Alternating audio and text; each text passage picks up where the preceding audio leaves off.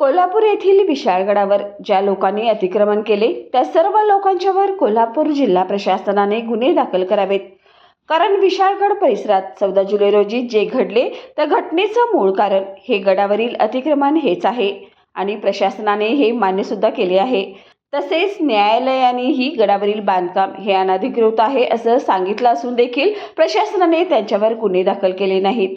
जिल्हा प्रशासनाने लवकरात लवकर गडावरील अतिक्रमण केलेल्या लोकांच्यावर गुन्हे दाखल करावेत, अन्यथा कोल्हापूर येथील सर्व हिंदुत्ववादी संघटना प्रशासनाविरोधात मोठं आंदोलन उभे करू असा इशारा सकल मराठा समाज कोल्हापूर यांच्या वतीने देण्यात आलाय. यावेळी निवेदन देताना हजारो सकल हिंदू बांधव व भगिनी उपस्थित होत्या.